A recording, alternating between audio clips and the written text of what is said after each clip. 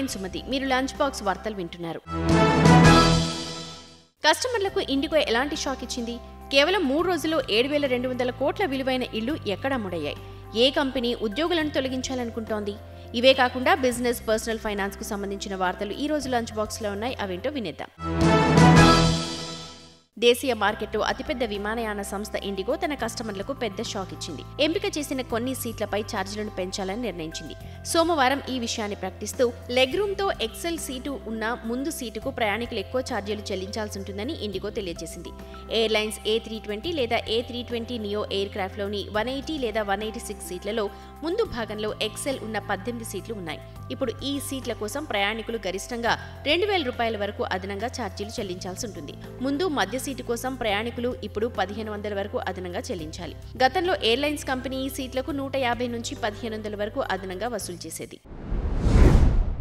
గురుగ్రామ్లోని 1,113 luxury అపార్ట్మెంట్లను pre launch చేసిన 3 రోజుల్లోనే 7,200 కోట్లకు విక్రయించినట్లు DLF ప్రకటించింది. ఆర్థిక అసమానతలు తగ్గాయని దేశంలోని అతిపెద్ద బ్యాంక్ అయిన స్టేట్ బ్యాంక్ ఆఫ్ ఇండియా తన పరిశోధనా నివేదికలో పేర్కొంది. ఆ రిపోర్ట్ ప్రకారం ఆదాయ పన్ను రిటర్న్ డేటా ద్వారా ప్రజలు పన్ను పరిధిలోకి వచ్చే ఆదాయాన్ని పరిశీలిస్తే 2014-15 అసెస్మెంట్ సంవత్సరంలో ప్రజల ఆదాయంలో అసమానత 0.427 నుండి 0.402కు 2022-23 మదింపు సంవత్సరం వరకు తగ్గింది.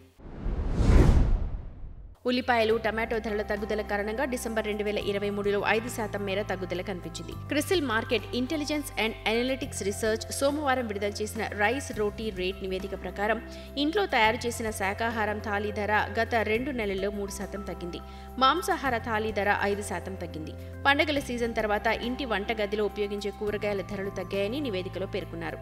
నెలవారీగా డిసెంబర్లో ఉల్లి ధరలు 14% తగ్గగా టొమాటో ధరలు 3% తగ్గాయి. ఆన్లైన్ ఈ-కామర్స్ రంగ దిగ్గజం ఫ్లిప్కార్ట్లో ఉద్యోగుల తొలగింపు ప్రక్రియ మరోసారి ప్రారంభమైంది. కంపెనీ గత 2 ఏళ్లుగా నిరంతరంగా ఉద్యోగులను తొలగిస్తోంది. ఈ సంవత్సరం కూడా పనితీరు ఆధారంగా వాల్మార్ట్ యాజమాన్యంలోని కంపెనీ తన ఉద్యోగుల్లో కనీసం 5 నుండి 7% మందిని తొలగించాలని నిర్ణయించింది. కంపెనీ తీసుకున్న ఈ నిర్ణయం దాదాపు 1,500 మంది ఉద్యోగులపై ప్రభావం చూపనుంది. HDFC బ్యాంక్ కీలక ప్రకటన చేసింది. Bench mark marginal cost of funds based lending రేట్లను పెంచుతున్నట్లు ప్రకటించింది. HDFC బ్యాంక్ అధికారిక వెబ్సైట్ ప్రకారం ఈ పెరిగిన వడ్డీ రేట్లు 2024 జనవరి 8 నుంచి అమల్లోకి వచ్చాయి. వడ్డీ రేట్లను సవరించిన తర్వాత ప్రస్తుతం HDFC బ్యాంక్లో MCLR రేట్లు 8.80% నుంచి 9.30% ఉన్నాయి. ఓవర్ నైట్ MCLR 10 బేసిస్ పాయింట్లు పెరిగి గతంలో 8.70%గా ఉండగా ఇప్పుడు 8.80%కి చేరింది. ఒక నెలలో MCLR రేటు 5 బేసిస్ పాయింట్లు పెరిగి 8.75% నుంచి 8.80%కి చేరింది. 3 నెలల MCLR రేటు 8.95% నుంచి 9%కి చేరింది. 6 నెలల MCLR 9.2%కి పెరిగింది.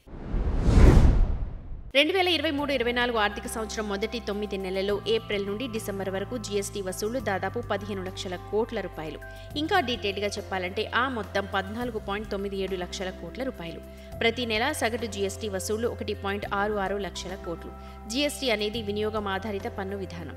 ఇది దేశంలో వినియోగంలో వృద్ధిని రిఫ్లెక్ట్ చేస్తుంది. SGST నుండి అంటే రాష్ట్రాలు సేకరించిన SGST వసూళ్లు వినియోగం విషయంలో రాష్ట్రాల్లో పరిస్థితిని, పనితీరుని చెప్పొచ్చు. ఇవి ఈ రోజు లంచ్ బాక్స్ కబుర్లు. మరిన్ని బిజినెస్, ఫైనాన్స్ వార్తలతో రేపటి లంచ్ బాక్స్ తో కలుద్దాం. అంతవరకు రేడియో Money9 వింటూనే ఉండండి. మరిన్ని పర్సనల్ ఫైనాన్స్ వార్తలు, విశేషాల కోసం Money9 యాప్ని ఇప్పుడే డౌన్లోడ్ చేసుకోండి. Thank you.